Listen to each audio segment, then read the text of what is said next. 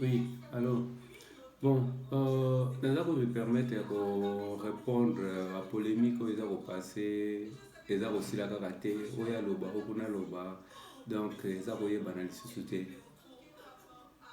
donc voilà position nango alors na décidé navandi na décidé na répondre na babiloko wana ça sert à rien parce que ezala Congo Brazza, Kinshasa, Angola, na mutu na biso toyebi ke tokoma mutu moko. À part bato ndenge bouti koloba ba Rwandais tout ça, oyo ezali te. Donc voilà. Mais na ndenge pena elobomani. Donc tokoma na biso mutu moko. Ngai mutu na koloba na bino na botama na kin nasala betide na nga na kin après nakotaki juste après indépendance Angola. Donc ça veut dire nazalaki déjà formé babiloko kutu nasala nakenda na internat oyo bakinois oyo bato mingi bazalaki kosouhaite bakende kotanga na internat mais ezalaki donné na tout le monde te. Donc ezalaki mutu aza na possibilité donc ye nde mutu akokende kuna parce que ezalaki gratuité.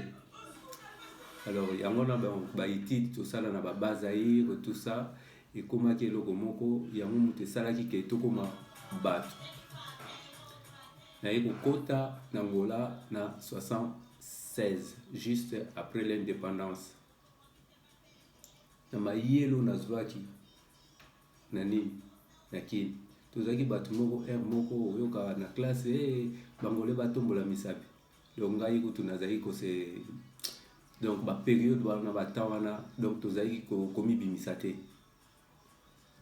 donc oyoka nga naza nanga donc baekole moko donc naza kopesa kaka ndenge wana mwana bosali na ngai mbala mosusu le bakoloba napesi ekolo mosusu donc c'était comme ça mais à la fin donc na 76 koti na Angola lokola ezalaki na période ya baguerre et tout ça donc baformaki bato oyo bangolais oyo bazalaki sur place parce que bazalaki na besoin ya bacapitaine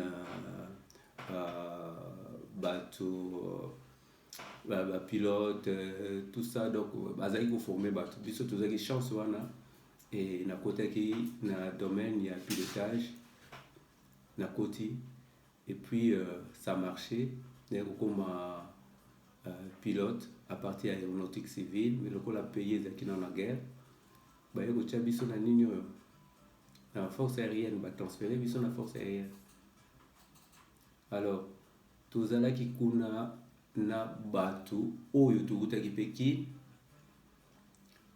donc mingi tobotama kuna donc déjà ne bandeli namoni kutu ndenge na kokritike mboka wana te soki kokritike eza nango bakritike ya nini te parce que bacamarade na ngai mpe bapropre kinois bango biso mpe bakinois etolekisi tout ça mpona bacomportement parce que lere biso mpe tokotaki na Angola mpo baaccepte biso ke toza bangolais baza kobenga biso regressade donc bato oyo bavanda na libanda bazongi donc tozalaki vraiment bienvenu te lokola gouvernement oyo azalaki kogouverner la plupart ya bato wana bautaki na Congo Brazza donc tozalaki kobombana mpo baaccepte yo il faut lobake outi Brazza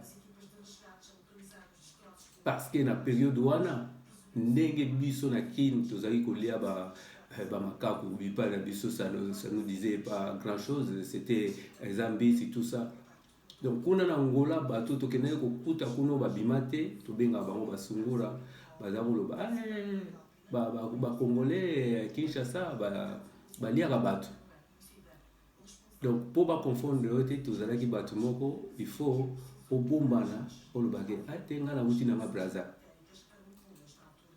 mais au fur et à mesure donc tomesanaki na biso après tobandi donc voilà ngai na domaine ya pilotage nakotaki donc nabandaki na continuaki betide na ngai après ya paf nakoti na choisir pour tous ceux qui n'ont avantage.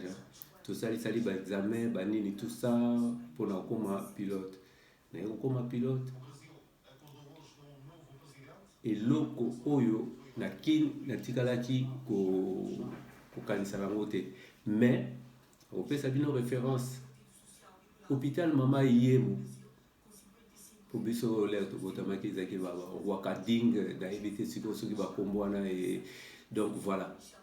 Donc biso tozalaki koteka lere nazaki mwana moke na kini wana na tina entre parenthèses tozalaki koteka ba drap ba robe ya ba bébé o baza kobima na hôpital. Donc tozalaki bato moko ba révolutionnaire. L'état ayebaki ba biloko wana te biso mpona ko survivre tozalaki ngai so na wuti classe na zongi na ndako lokola mère azalaki asomaki ba machine tozalaki na bato ba jeune fille mibale misato bazalaki kotonga biloko biso to wuti classe tozongi tokomi kotonga tokodessiner donc biloko tout donc na âge na biso nazalaki mwana moke so na wuti classe na tongi ba biloko wana toke na mama yemo toza koteka ngo na ba maternité wana type moko wana kombo wana na kobosa na moto baza kobenge Zacharie. Donc bato bayebi mama yemo bien ba kiosque oyo bauti kotonga wana donc tozaki soki tokoki koteka ba biloko donc baza kobenga na biso baza kolanda biso donc voilà c'était comme ça. Donc biso ba kiosque oyo eza na mama yemo numéro 1. Donc ezalaki ya mère maman Monique. Donc biso ba tozako ke noteka ba bilamba kuna tozako débrouiller vie na biso ndenge wana. Donc bato wana ba Zacharie wana na koloba donc bazaki bato moko lokola ba bato ya sécurité bato nini so ba moni biso to koteka ba bilamba ba robe ba drap tout ça baza kolanda biso omona bakangi biso pe babotoli ba bilamba opesi mwa ndamba mbongo ndenge ezalaka kaka ale batiki yo kaka ndenge wana. Donc tozalaki ko vivre na ndenge moko ya ba cache et plus tard gouvernement atali alobi mais bato quand même baza ko débrouiller vie na bango tout ça il faut tout lukela bango solution yango place bayeki ko sale ba kiosque oyo ezalaki na hôpital mama yemo wana. Donc tozalaki kiosque oyo donc ya liboso numéro 1 ezalaki ya biso. Donc tokomi sikoyo koteka na ba masanga ba Coca-Cola ba Fanta na ba bilamba totandika nyango ba kiosque ngo ezalaki ya minene penate mais au moins ezalaki na kanisi ba 10 kiosques comme ça. Donc vie epesaki ke tokomo vivre sikoyo na ndenge ya normal. Donc tokofuta o ba kosenga biso tout ça. Alors imaginez un peu babilo kwana nyonso tout. Donc ndenge tokoli kuna lelo na ya kofinga Congo Kinshasa ekobandela wapi nazongi na Angola kuna nakomi pilote nasali bani na ngai tina yeko koma pilote commandant na yebite soki bo ko se rappeler encore muto bazako benga commandant Jacques na Angola akufa to bandaki na ina reconductrice civile ensemble. Le la période wana ezalaki période moko boye donc bazaki kozwa ba biso tozaki na ba jeune malgré tozaki ba pilote mais ba jeune bazwaki ba oyo bazaki marié bango nde bato bakotaki bango batikalaki na vie civile. Donc biso ba transférer biso na vie militaire. Donc na sala Cessna na sali Islande tozaki ko utiliser mo déjà wana na sikoyo na vie militaire et puis toye kokuma na lokola bazaki plus le besoin ya ba pilote na Mi-8 ezali ba pareil ba utilisaki na guerre ya Golfe eza ba pareil soviétique il y a 28 passagers. Donc voilà. Donc eza ba biloko moko donc oyo ngai nazalaki ko sala musala na ngai ya mi watu wana na bani na copilote pour après Cessna ezalaki na vie civile, aéronautique civile, tokoti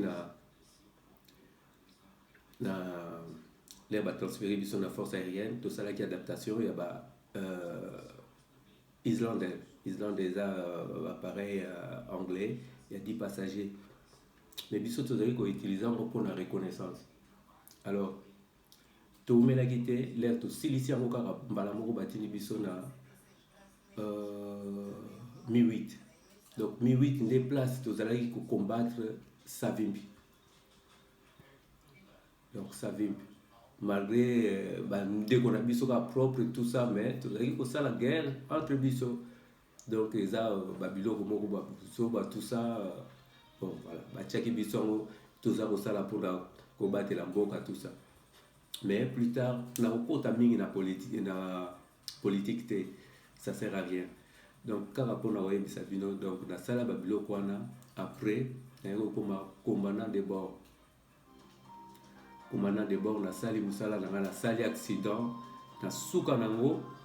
Donc tellement naperdaki bacollègue ebele na baguerre wana, famille emoni kaka ke non, il faut le voir parce que eza kosepelisa biso te à chaque fois, parce que avion epanzanaki tout ça. Donc voilà, parce que de l'autre côté bazali koutilize bamirage, biso tozalaki na bamig MiG 17, après comme la MiG 21, Su-22. Donc pareil, bon, là pour expliquer bien on MiG te tozalaki na MiG 26, 25. Donc biloko wana bo comprendre te. Donc eza pareil soviétique. Tozako sala pena ba cubain, mais ndenge na uti koloba ezaki guerre na biso. Donc cubain so appareil na bango pendant na zone wana ba okene lisusu te. Ba oyebisa biso clairement que wana eza zone na bino. Donc omona eza ba biloko na vivre na ki na Angola.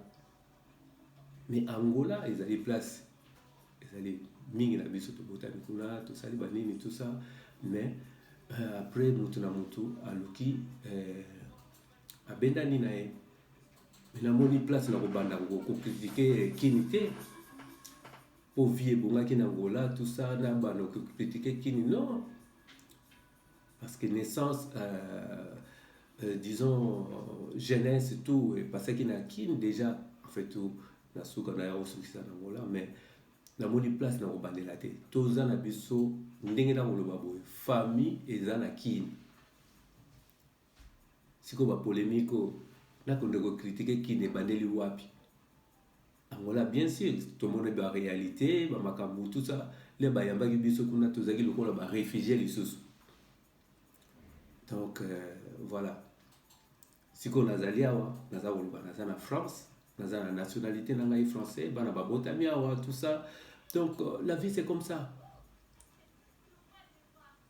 Angola pe ba air moko na critique aka so basali kama mabe na ko critiquer kin ba air moko comme ceux qui allaient bien te na ko critiquer parce que ça fait partie de mon pays aussi.